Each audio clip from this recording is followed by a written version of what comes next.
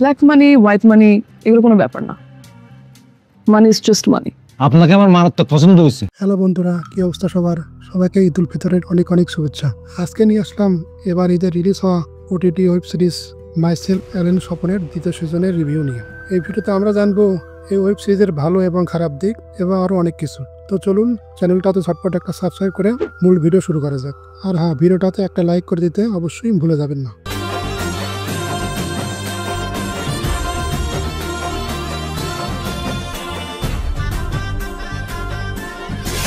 Myself Allen স্বপনের প্রথম সিজনের ব্যাপক সাফল্যের পর ওটিটি প্ল্যাটফর্ম সর্কিতে রিলিজ হলো এই সিরিজের দ্বিতীয় সিজন। তো এই সিরিজের প্রথম সিজনের পরের ঘটনা প্রবাহ নিয়েই মূলত এগিয়ে চলে দ্বিতীয় সিজনের গল্প।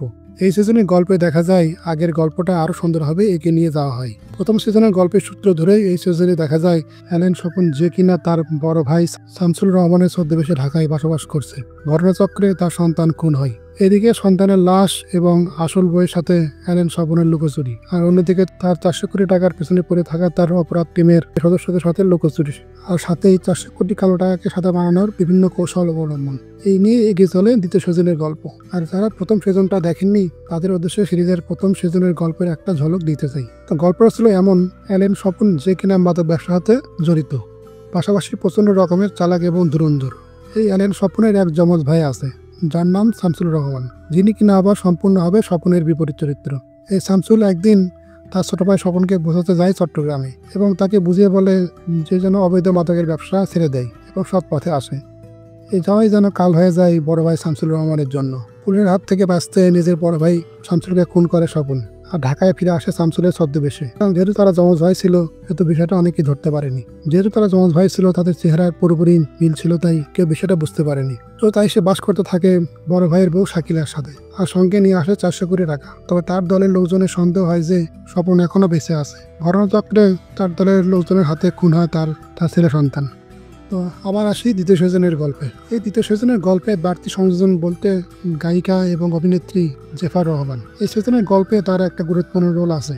যদিও গল্পের একটা পর্যায়ে তার জীবনের প্রথম পর্যায়ের কাহিনী তুলে ধরা হয় এবং তার চরিত্রটাকে বিল্ড আপ করার চেষ্টা করা হয়, তো আমার মনে হয় সেটা ঠিকঠাক এস্টাবলিশ হয়নি। তবে আমার আরও মনে হয় যে জেফার চরিত্রটাকে এই গল্পে একটা গ্ল্যামার আনতে ব্যবহার করা হয়েছে। সেটা মূলত জেফারের হট লুককে কাজে লাগানোর জন্যই। তাছাড়া সিরিজের প্রচারণায় সেটার ছাপ নজরে পড়েছিল। মানে সিরিজের ইউনিক সেই গান তুই তুই তুই তুই তুই আমার বইয়েম পাখি কই গানের সাথে জেফারের পারফরমেন্স করতে দেখা যায়। তাছাড়া এই সিজনে গুরুত্বপূর্ণ একটা চরিত্রে অভিনয় করেছেন ইন্তেখাব দিনার। এছাড়া গল্পের মূল দুটি চরিত্রে অভিনয় করেছেন নাসিরুদ্দিন খান এবং মিথিলা। যথারীতি এই সিজনেও ছিলেন তারা, এবং এই সিজনের গল্পেও পুরোটা জুড়েই ছিলেন নাসিরুদ্দিন খান। রিতন রনির পরিচালনায় নির্মিত এই ওয়েব সিরিজের ভালো দিক বলতে গেলে গল্পটা আমার যথেষ্ট ভালো লেগেছে।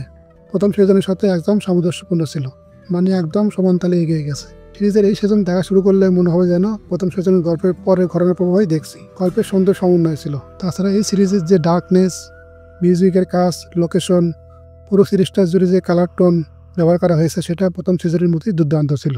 অভিনেতাদের অভিনয় প্রসঙ্গে বললে নাসিরুদ্দিন খান বরাবরই অসাধারণ অভিনেতা। তার কথা নতুন করে বলার কিছু নেই। আলাদা করে বললে এই সিজনে তিনি অ্যালেন স্বপনের মতো ডার্ক এবং ঠান্ডা মাথার খুনি এই চরিত্রটাকে দারুণভাবে ক্যারি করেছেন। আরও গভীরভাবে বললে বলবো এই সিজনে অ্যালেন স্বপন যেন আরও বেশি ভয়ঙ্করভাবে ফিরে এসেছেন। নিজেকে নিয়ে গেছেন সবার ধরাছোঁয়ার বাইরে, অনন্য এক উচ্চতায়। আর মিথিলা তো তার চরিত্রে বরাবরই অসাধারণ, এখানেও তার ব্যতিক্রম ছিল না। তবে আর্জুরে ক্যারেক্টার তথা ইন্তেখাব দিনার এবং সুমন আনোয়ার নিজ নিজ অবস্থানে দারুণ করেছেন। যদিও চরিত্রের দুটোর স্ক্রিন টাইম কম পেয়েছে, আরও একটা বেশি স্ক্রিন টাইম পেলে হয়তো বিষয়টা ভালো হতো, তারপর ঠিকঠাক ছিল। বিশেষ করে সুমন আনোয়ারকে যেন এইরকম ছোটখাটো ঝলক দিতেই পরিচালকরা বেশি প্রেফার করেন। এখন যদি আসি গল্পের খারাপ দিক নিয়ে, তবে বলবো এই সিরিজের খুব একটা খারাপ দিক খুঁজে পাওয়া যাবে না। বেশ কিছু জায়গায় যেমন জাফারের চরিত্রটাকে আরও একটু বিল্ড আপ করা যেত এবং ইন্তেখাব দিনার এবং সুমন আনোয়ারের স্ক্রিন টাইম আরও বাড়ানো যেত। আর স্পেশালি আরও কিছু বলবো এই সিরিজের চট্টগ্রামের আঞ্চলিক ভাষার ব্যবহার এবং উচ্চারণ আমার জোশ লেগেছে। আর এই সিজনের স্পেশাল আকর্ষণ ছিল অ্যালেন স্বপনের 400 কোটি টাকার হদিস। তো আপনারা কারা কারা এই 400 কোটি টাকার হদিস পেয়েছেন, মানে সিরিজটা দেখেছেন, সেটা কিন্তু অবশ্যই কমেন্টে জানাবেন। আর না দেখে থাকলে অবশ্যই চরকি থেকে দেখে নিতে পারেন। আর এবারের ঈদে বঙ্গ ওটিটি প্ল্যাটফর্মে কিন্তু কাজল আরফিন অমির house sweet web movie release হয়েছে। খুব শীঘ্রই সেই মুভির রিভিউ আছে, সাথে শাকিব খানের বরবাদ মুভি দেখার অভিজ্ঞতা নিয়ে ভিডিও তো আছেই। তাই এই চ্যানেলে নিয়মিত ভিডিও আপডেট পেতে চ্যানেলটাতে একটা সাবস্ক্রাইব করে দিয়ে আমাদের পাশেই থাকুন, সাথে একটা লাইক এবং শেয়ার করে দিতে পারেন। তো তো আজকের মতো টাটা, দেখা হবে পরের ভিডিওতে। সেই পর্যন্ত এই চ্যানেলের অন্যান্য ভিডিওগুলো দেখে নিতে পারেন। ধন্যবাদ।